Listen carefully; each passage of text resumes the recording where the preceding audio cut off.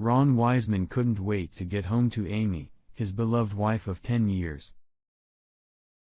She was not only a beautiful woman who kept herself in great shape, but also a fantastic cook and the best lover a man could wish for. The day before, Amy said she wanted to invite her new boss, Mike Armstrong, to her house for dinner. She said he wanted to get to know her husband and get a feel for her family. Ron didn't see anything wrong with that and said he would like to meet her new boss, especially since the last two incumbents didn't last long and left under somewhat mysterious circumstances. The most recent incumbent quit after only a few months on the job, saying he needed to take an extended sabbatical in Sri Lanka to find himself. And the man who worked before him was found decapitated in his garage with his hands tied behind his back. Police said it was a suicide, but his genitals, which had been surgically removed, were never found. Ron noticed the time and texted his wife before locking his office, letting her know he was on his way. Her reply came instantly. "I'll see you soon. Love you." Ron said goodbye to his secretary and headed home, stopping only to buy a bouquet of roses for his wife. He liked doing things like that to surprise her, and she liked receiving gifts of love from him. She also liked to thank him for the little gifts. Ron turned down the driveway to his house, noticing the black Mercedes at the curb in front of his house. "At least this man had the sense to stay out of my driveway," Ron thought. He entered the house and saw a well-dressed man of about 45 sitting on the couch. Ron glanced at him. He was quite tall, seemed well built with a slight gray on his temples. He was clean-shaven, and his face seemed to have one of those perpetual smirks playing on it. He stood up with a wry smile on his face as Ron entered the room and held out his hand. Ron shook it before apologizing. He went to the kitchen and handed Amy the bouquet before enclosing her in a hug. Her face brightened as she accepted the flowers. "I'll have to properly thank you for this later," she whispered. Ron kissed his wife's pretty face, placing his hand on her ass. "Now be a good host and go say hello to Mike," she said. Ron kissed her again and went back into the living room. He walked over to his drink bar and offered Mike a shot of whiskey, which he accepted. The two men sat down in the living room after Ron had poured the liquor. "What a wife you have," Mike said, and his crooked smile became even more noticeable. "I have to agree," Ron said. "She's the meaning of my life." "Then I think you'll understand why I'm going to tell you what I'm going to do," Mike said. "Really?" Ron asked. "What is it?" "I'm going to sleep with your wife," said Mike. "She's going to love it, and you're going to watch." "Hold that thought for a second," Ron said. "I'll be right back." He made his way to the kitchen. "I'm going to show Mike around the neighborhood a little," he said. "We'll be right back." Amy gave him an understanding look. "Don't be long, dear," she said. "Dinner will be ready in about 15 or 20 minutes. "Great," Ron said. He went back to the front room. "I hope you didn't tell your wife what I said," Mike said. Ron shook his head. No, Ron said. "Let's go into my cave." "Okay," he said, gesturing for Mike to follow him. Mike got up and followed Ron into his office, also known as his personal man cave. Mike looked around at what was hung on the walls. In addition to pictures, there were several official commendations, medals, knives, and guns, and a few swords hanging on the wall. "So you're going to sleep with my wife, aren't you?" Ron asked. Mike nodded his head. "Yeah. I'm going to," he said, grinning. "Do you have a problem with that?" "I take it, my wife never told you about me," Ron said. "She told me you were an accountant doing research for some special task force."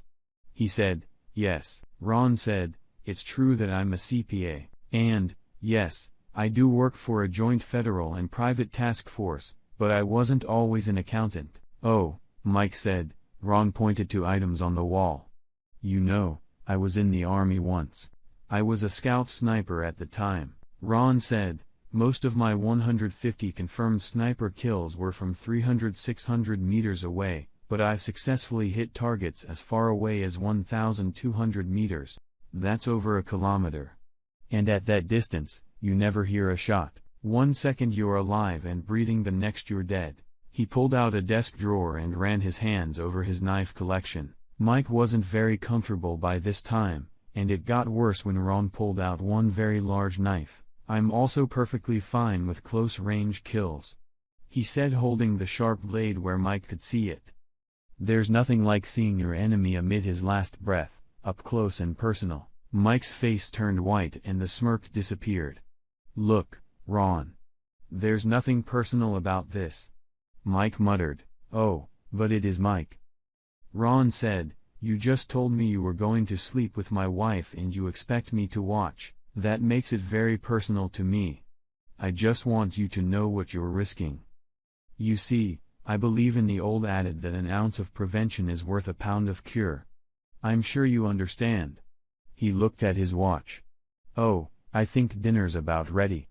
We'd better get back," he said. Mike nodded his head and watched in horror as Ron threw a knife at a thick target on the far wall. The knife hit exactly in the center before plunging halfway through.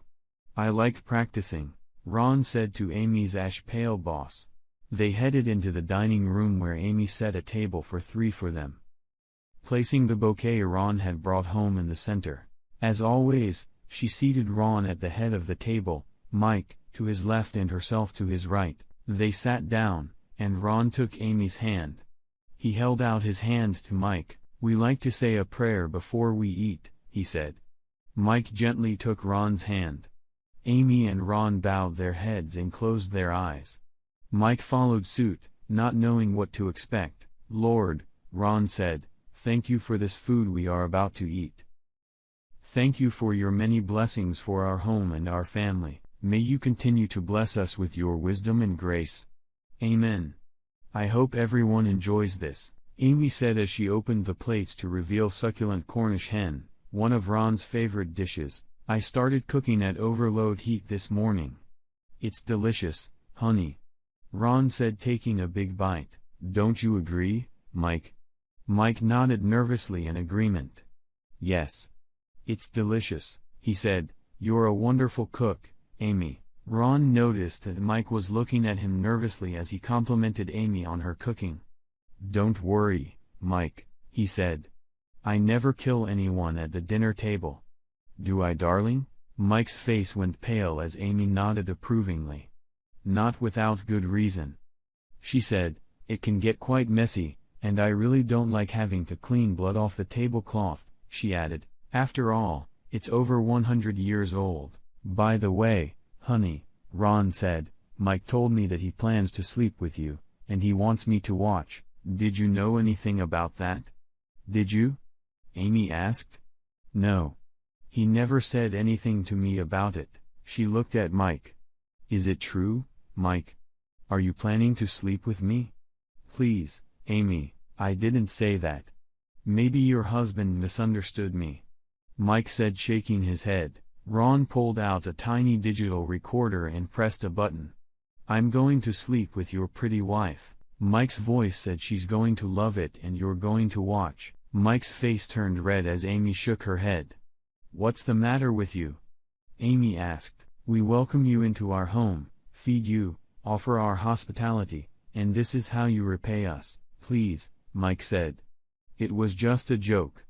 I was just kidding." "Well, that's it, honey," Ron said. "He was only joking."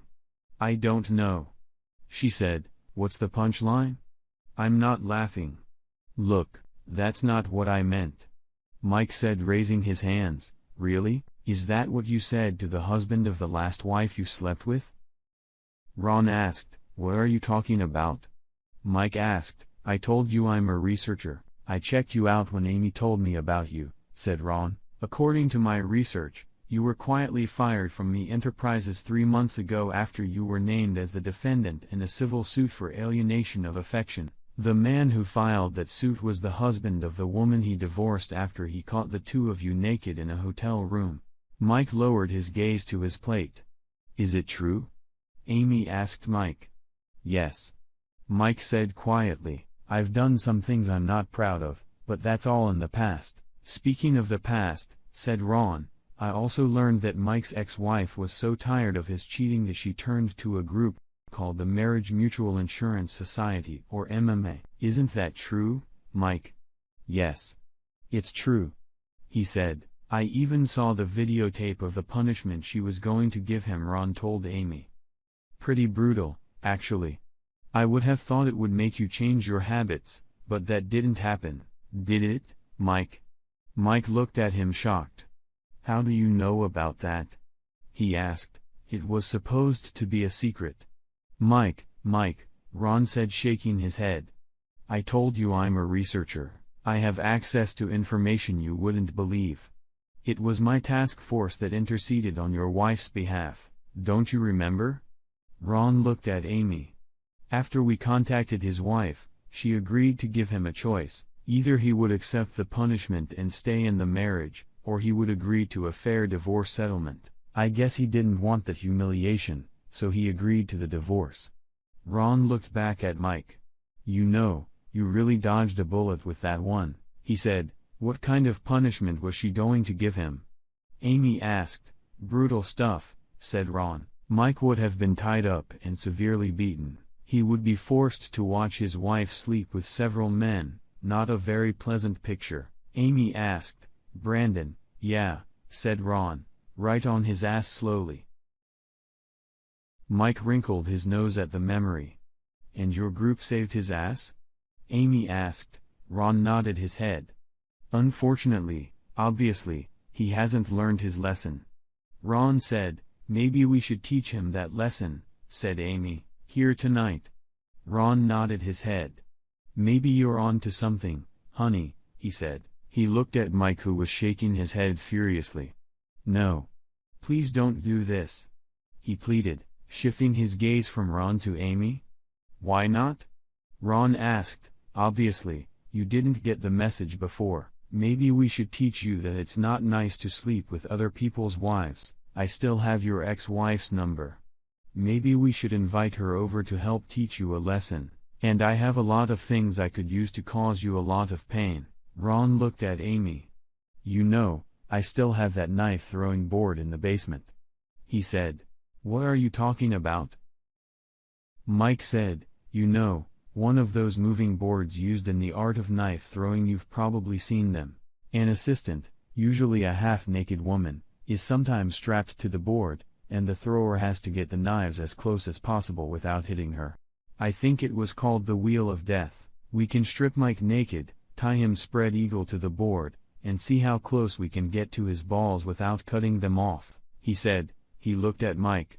Wouldn't that be fun? He asked. You know, Amy's pretty good at throwing knives too, but not as good as me. Isn't that the board that spins?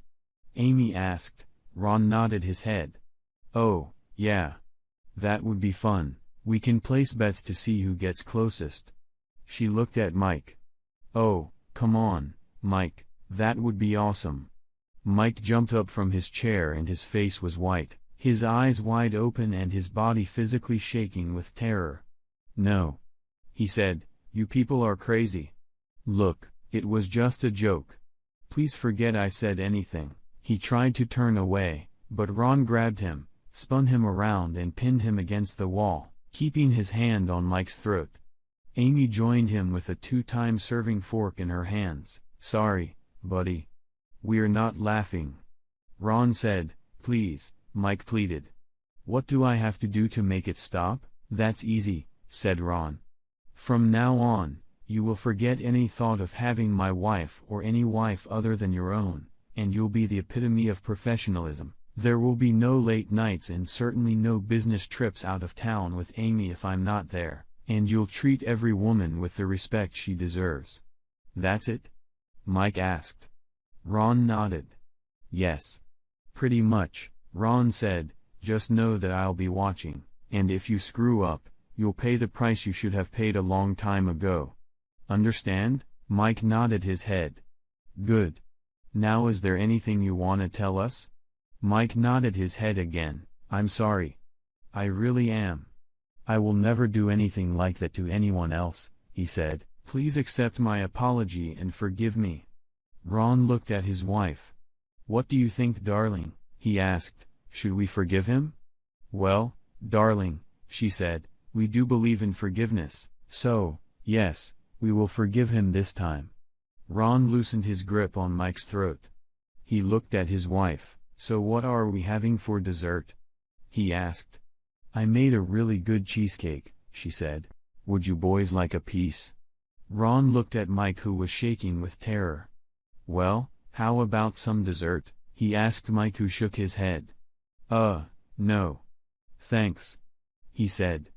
I really need to get home. Ron noticed that Amy was looking at Mike's pants and he lowered his gaze. He saw the wet spot on Mike's crotch and shook his head. Yeah, I can see why you needed to go home, Ron said, noticing the smell coming from Mike's pants. Go on, get out of here. And remember what I said? I will, Mike said, heading for the front door. They both noticed a wet spot on the back of his pants as he headed for the exit. Can you believe he actually shit his pants? Ron asked. Yeah, disgusting, isn't it? Amy said in response, and he actually thought he was going to sleep with me. Maybe I should bring him a box of candy tomorrow. Ron laughed. Hearing the squeal of tires, Ron turned to his pretty wife. Do you think this cheesecake will hold up until tomorrow? Ron asked. Amy nodded her head. Oh, yeah, she said, let's clean up this mess and then we'll finish dessert upstairs, okay?